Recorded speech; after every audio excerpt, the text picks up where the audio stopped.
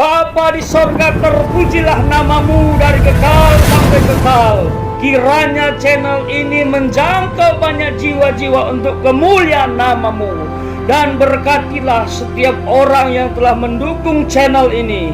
Di dalam nama Yesus hambamu berdoa. Amin. Mari kita bersatu dalam doa. Bapa kami dalam kerajaan sorga yang kami sembah dalam nama Yesus, terima kasih buat kemurahan dan kebaikan-Mu dalam hidup kami, sehingga kami masih bisa memuliakan nama Tuhan. Hari ini kami bersatu hati untuk belajar kebenaran firman Tuhan, dan bahkan ada kesaksian. Biarlah memberkati kami semua, memberkati pendengar, dan kami semakin kuat di dalam Tuhan. Terima kasih Bapa. Dalam nama Yesus kami berdoa. Amin. Oke.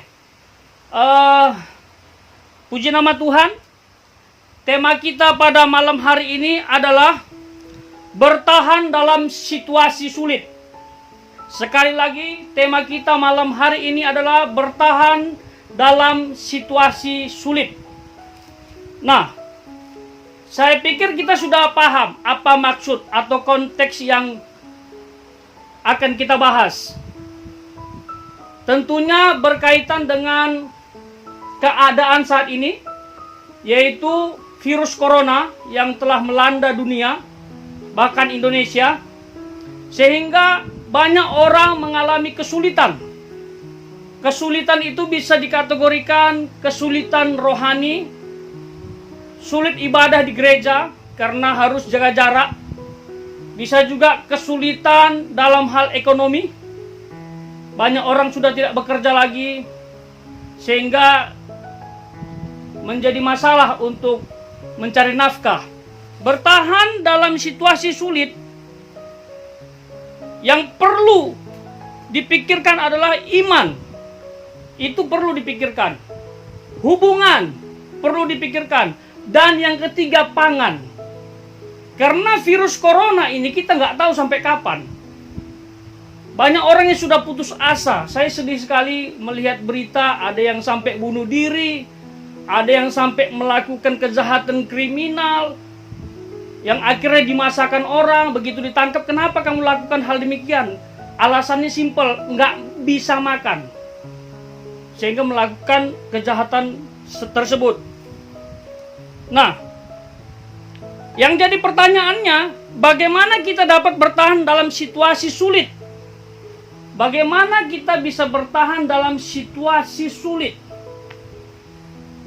Tentunya kita harus bertahan. Mungkin ada beberapa konteks yang bisa kita lihat, seperti bangsa Israel berada di Mesir. Situasi sulit yang mereka alami, tapi mereka bisa bertahan. Seperti Yusuf ada di rumah Potifar.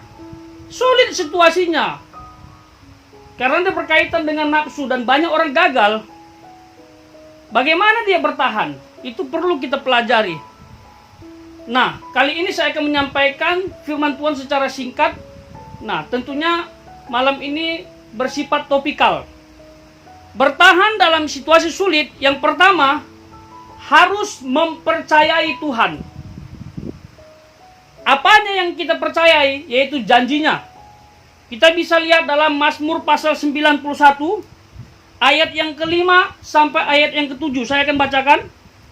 Dikatakan demikian, engkau tak usah takut terhadap kedahsyatan malam, terhadap panah yang terbang di waktu siang, terhadap penyakit sampar yang berjalan di dalam gelap, terhadap penyakit menular yang mengamuk di waktu petang. Ayat yang ketujuh, walau 1.000 orang rebah di sisimu dan 10.000 di sebelah kananmu, tetapi itu tidak akan menimpamu. Ini janji Tuhan. Kita harus percaya janji Tuhan, bahwa ada perlindungan, ada pertolongan bagi setiap anak-anak Tuhan. Amin. Itu yang pertama. Nah, banyak di antara kita tidak percaya janji Tuhan. Tuhan sudah bilang penyakit menular tidak akan menimpamu. Apakah kita percaya? Kalau kita percaya, terjadilah apa yang kita percayai. Lalu yang kedua, bertahan dalam situasi yang sulit kita harus mengutamakan Tuhan. Di dalam Matius pasal 6 ayat yang ke-33 sampai yang ke-34, di situ intinya kita disuruh Tuhan untuk mencari kerajaan Allah terlebih dahulu. Kita mencari kerajaan Allah terlebih dahulu, maka yang lain akan ditambahkan. Kalau berdasarkan konteks, yang lain itu adalah kebutuhan jasmani. Burung saja Tuhan pelihara,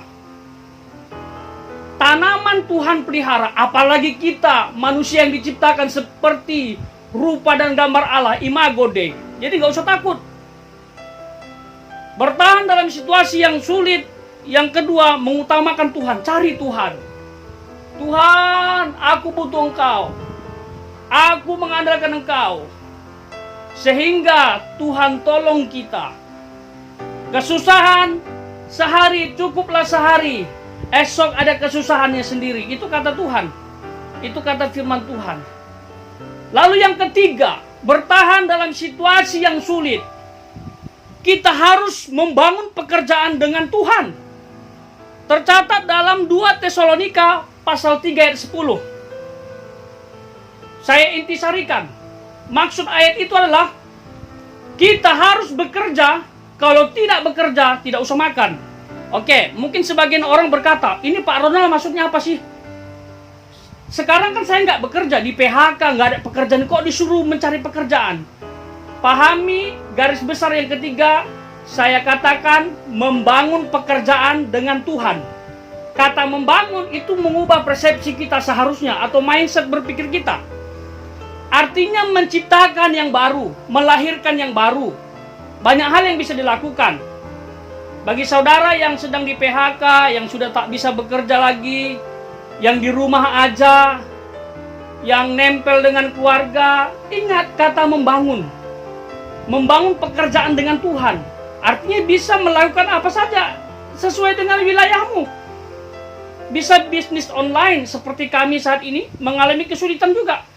Istri saya, dia jualan makanan di media sosial. Begitu diposting, dipromosikan, ada aja yang pesan. Itu karya Tuhan. Apa sajalah, saya tidak terlalu tahu medannya. Dimanapun saudara berada, bangun pekerjaan yang baru. Yang baru, yang bisa untuk kita bertahan. Dan ingat, dengan Tuhan. Kalau tidak dengan Tuhan, bahaya. Karena banyak orang berpikir modal center dan linggis bisa juga bekerja keluar tengah malam. Sehingga ada korban dan menyakiti hati orang. Bukan itu yang Tuhan mau. Jadi ketiga hal ini perlu kita perhatikan. Bertahan dalam situasi sulit, itu perlu kita perhatikan. Mempercayai janji Tuhan. Yang kedua, mengutamakan Tuhan. Dan yang ketiga, membangun pekerjaan dengan Tuhan.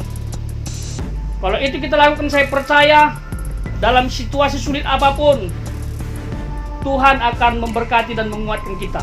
Bukankah firman Tuhan mengatakan pencobaan-pencobaan yang terjadi pada kita itu tidak melebihi kekuatan?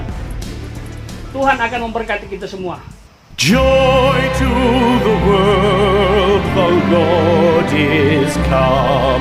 Let earth receive